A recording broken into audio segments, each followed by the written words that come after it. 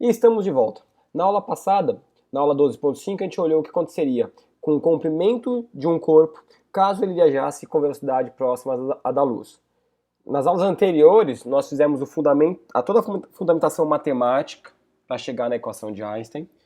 E junto, vimos que tem um fator que se repete, não é verdade? Qualquer coisa você volta na aula 2.5, 12.5, 12.4, você vai ver que um fator se repete nas duas equações e vai se repetir agora, nesse momento, tá? Qual fator é esse? Era a raiz quadrada de 1 menos velocidade com que a pessoa viaja ao quadrado dividido pela velocidade da luz ao quadrado.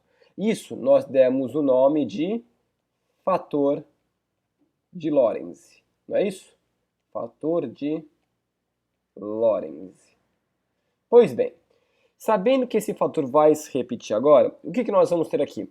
Quando eu tenho um objeto que possui uma certa massa e ele viaja com velocidades cada vez mais altas, chegando próximo à velocidade da luz, a massa desse objeto vai aumentando.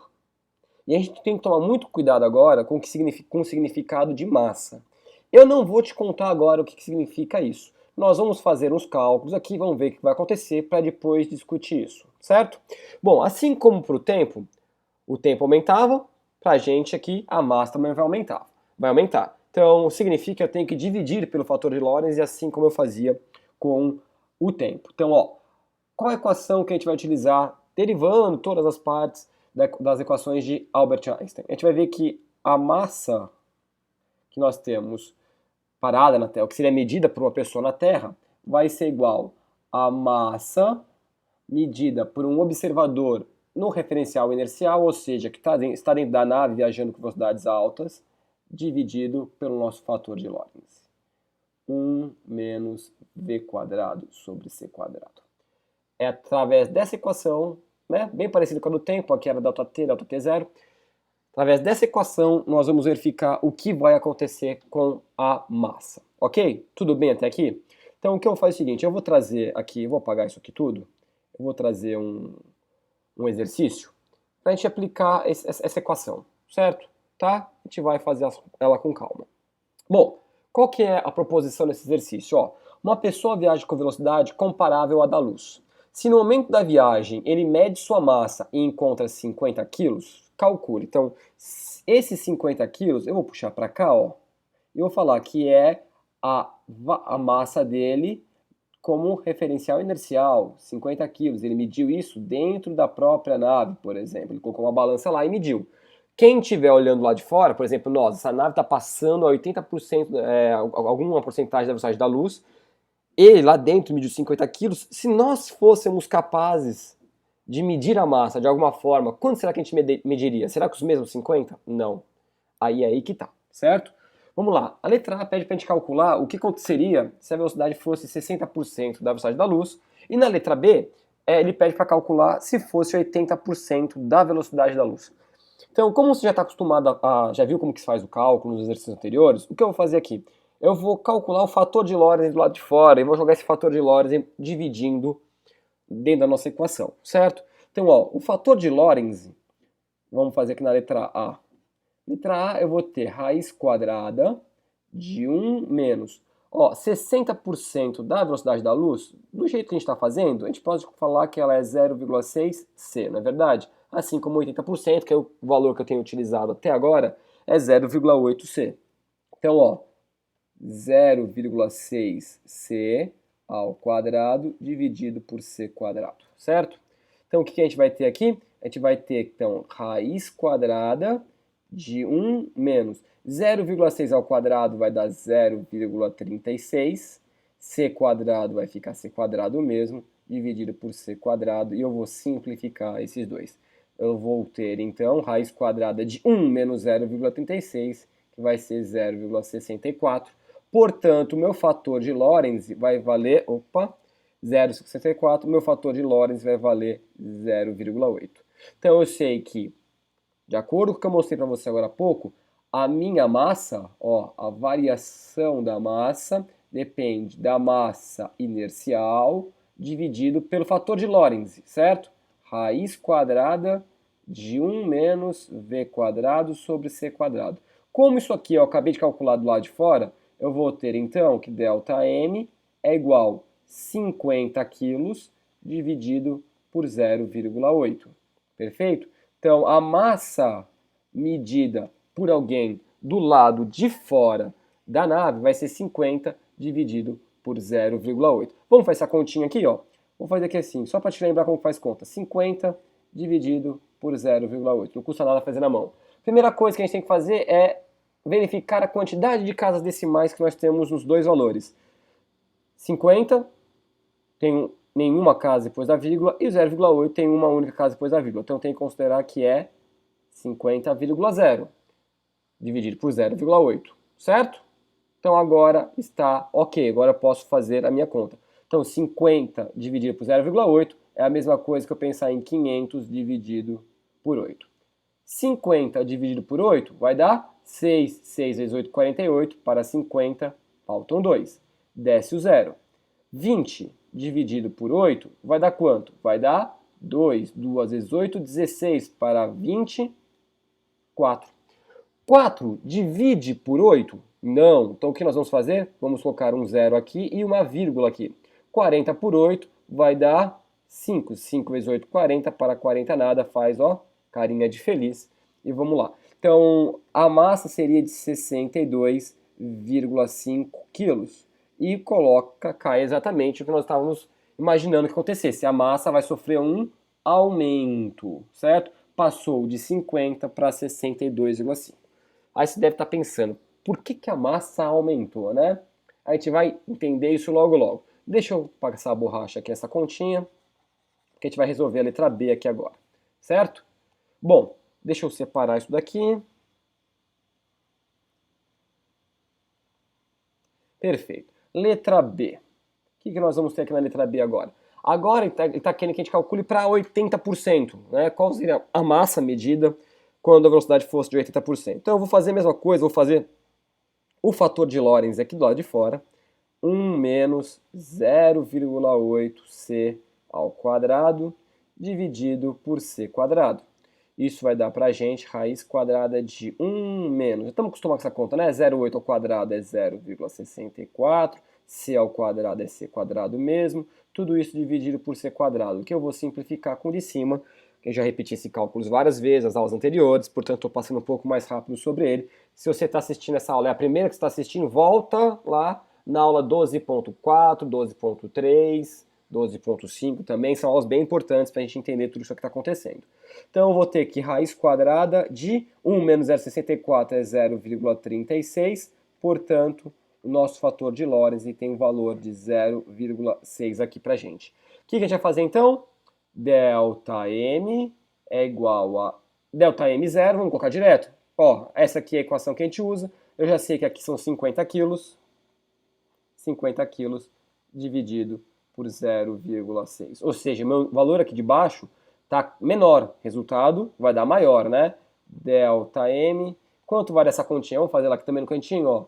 50 dividido por 0,6. Uma casa depois da vírgula, uma casa depois da vírgula. Então 50 por 0,6 é a mesma coisa que eu pensar em 500 dividido por 6. 50 dividido por 0,6 vai dar 8. 6 vezes 8, 48, correto? 6 vezes 8, 48. Para 50, 2. 2 vezes 0, perdão, 2. 2 dividido por 0,6? 2 dividido por 6? Não, vamos descer esse 0 aqui então. 20 dividido por 6 vai dar 3. 3 vezes 6, 18, para 20, 2. Olha o que vai acontecer. 2 não divide, eu vou botar aqui um 0 aqui, 20 por 3, vamos dar uma dízima. 83,3333333, tá? Então, eu vou deixar aqui, ó, como um termo aproximado de 83,3 quilogramas. Olha o que aconteceu aqui também, ó. Aumentou a massa porque aumentou a velocidade, certo? Quando eu fui para 80% da velocidade da luz, houve um aumento de massa. Perfeito? Vamos discutir aqui algumas coisas. Primeira coisa, o que aconteceria se eu estivesse viajando na velocidade da luz? Se eu for, vou até mudar a cor da caneta aqui pra gente brincar. Se eu tivesse, vou anotar aqui em cima, se eu tivesse na velocidade da luz, a gente já fez esse cálculo, olha o que aconteceu com o fator de Lorentz. Ia dar 1, a velocidade ia ficar próprio c, que era c quadrado sobre c quadrado. Isso aqui ia dar raiz quadrada de 1 menos 1, que é igual a raiz quadrada de 0, que seria 0. Então, se eu estivesse viajando na velocidade da luz, lembra o que aconteceu com o tempo? O tempo, qualquer tempo dividido por 0, pum, ele vai explodir no infinito. E a minha massa aqui não vai ser diferente. Se eu pegar todo esse fator de Lorentz que deu 0 e colocar qualquer massa, aqui ó, massa dividido por 0, que é o resultado desse fator, a minha massa vai se tornar também infinita. Um pouco antes disso, se você for ver, eu aumentei daqui para cá em 20%. Aumentei de 20% a massa, certo? Só que o valor da massa aqui, ó, 62,5, 83,3, não aumentou proporcional dessa maneira, correto? Então, o que acontece? Qual é a interpretação que a gente tem que dar para isso? Que quanto mais rápido eu vou viajando, quanto mais rápido eu estou, quanto maior a minha velocidade, portanto, 60%, tem uma massa relativística. 80%, a minha massa relativística aumentou. Se eu for para 90%, ela vai aumentar mais ainda. Se eu for para 99, 99,9, 99,999, cada vez ela vai aumentando mais. E olha aqui que a gente tem que entender para conseguir, de fato, acompanhar o raciocínio de Einstein. O que é massa? Eu vou deixar essa pergunta aqui. O que é massa? Do ponto de vista químico, a gente poderia interpretar esse aumento de massa com um aumento de matéria que esse corpo possui. O que não faz muito sentido. Não faz muito sentido em você estar viajando com velocidades mais altas e você de repente começar a engordar. Você estar adquirindo massa. Se você estiver comendo, é uma coisa. E se você não for um ser vivo? E se for uma mesa que está dentro da nave e essa mesa tem 10 quilos? Da onde estaria vindo esse excesso de massa que está somando a massa total dele, esse excesso de matéria que está aumentando a massa? Então, na verdade, tem que dar a fundamentação aqui física da coisa e não química, tá? Massa tem um sentido na química. Esse sentido para a química que a gente vê no nosso cotidiano, massa é a quantidade de matéria que um corpo tem. Quanto maior for a quantidade de matéria, maior vai ser a massa desse corpo. Porém, na física, o significado de massa ele é bem diferente, certo? Massa é uma grandeza que mede a inércia de um corpo. Lembra quando a gente estudou as leis de Newton? Na primeira lei de Newton, nós descobrimos o seguinte, que é a inércia. Imagina que você está num carro, sem cinto de segurança, o carro freia, você vai para frente. Não é que você foi para frente, o carro parou, você continuou, você tem a tendência natural de continuar com a mesma velocidade. Ou então, você tem dois objetos de massa diferente. Deixa eu arrumar esse S aqui que ficou muito feio. Você tem dois objetos de massas diferentes. Vamos imaginar um carrinho de brinquedo, certo? E um caminhão fazendo uma mudança, cheio de móveis dentro. Você quer colocar esses dois objetos com uma certa velocidade. Você quer acelerar esses dois com a mesma aceleração, tá? A relação da velocidade com o tempo. Qual que é mais difícil você fazer isso? Óbvio que é o caminhão, porque ele possui maior massa, certo? Então, a inércia dele, ou seja, a tendência a ele continuar parado é maior.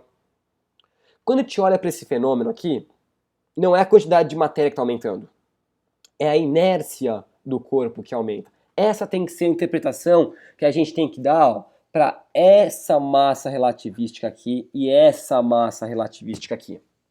O que está acontecendo, na verdade, eu não tenho um aumento de matéria no meu corpo, mas existe uma dificuldade cada vez maior, a minha inércia está aumentando. Eu tenho uma dificuldade cada vez maior em conseguir aumentar de velocidade.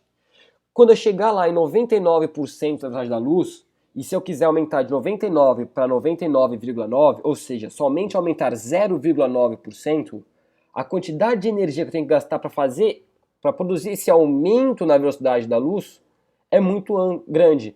E se eu quiser ir para 99,99 ou 99,999, isso vai se tornando cada vez mais difícil. Então ele vai tendendo pro infinito, e é essa a interpretação que a gente tem que dar.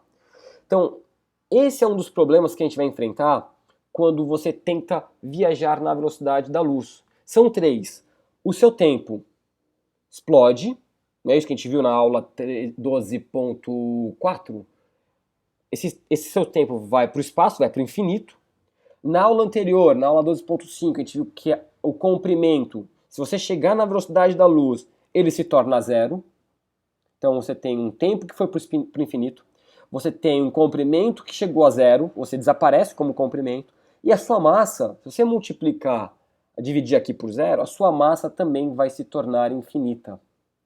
Ou seja, tecnicamente, quando a gente olha tecnicamente não, teoricamente, quando a gente olha para as equações, a gente diz que é impossível viajar na velocidade da luz sendo matéria. A gente só poderia viajar na velocidade da luz sendo uma onda, correto? Então, esse é um dos argumentos que muitos físicos utilizam para demonstrar que assim é impossível viajar na velocidade da luz exatamente como matéria. Nós poderíamos viajar na velocidade da luz como onda, só que nós perderíamos informação, que nós teríamos toda a forma de matéria em forma de onda. A quantidade de energia permanece, existe uma informação lá, mas não necessariamente tem que ser, a volta dela tem que ser a mesma. Isso torna esse assunto um pouco complicado. Ok? Bom, então para finalizar essas ideias aqui, da teoria da relatividade, essas últimas aulas que nós discutimos até 6 aulas, estamos falando de teoria da relatividade restrita, publicada em 1905 por Albert Einstein. Em 1916, Einstein publicou a teoria da relatividade geral, que vai falar sobre o que é a gravidade e vai dar uma nova interpretação, uma nova fundamentação para a gravidade. E isso vai entrar em conflito com as ideias de Newton, ok? Então na próxima aula a gente vai olhar para isso. Vai olhar para o que deixou de fato Albert Einstein famoso. Tudo isso daqui não deixou Einstein famoso. Alguns livros, alguns autores sugerem o seguinte, isso somado, né, à teoria da relatividade geral, na época em que Einstein viveu, se existissem sobre o planeta Terra 10 pessoas que compreendessem de fato o que ele estava querendo demonstrar, era muito. Então é muito difícil, à luz da época, entender o que Einstein estava querendo dizer com tudo isso, ok? Hoje a gente sabe que isso funciona, porque, primeira coisa, por exemplo, no GPS, os satélites GPS, eles têm que ser corrigidos, a defasagem de tempo deles tem que ser corrigida com a relatividade. Se não fosse, nós teríamos um erro de aproximadamente 11 km por dia no posicionamento, tá? Existem inúmeras provas de que isso aqui é verdade, de que essas coisas de fato acontecem, e eu vou trazer na próxima aula algumas provas exatamente disso, alguns experimentos, eu vou trazer a experimentação, eu vou contar como foi esse experimento, o que os cientistas acharam, que mostra que tudo isso que a gente fez, de fato, é válido, ok? Não perca a próxima aula, ali é muito legal. A gente vai se ver em breve. Um grande abraço, fui!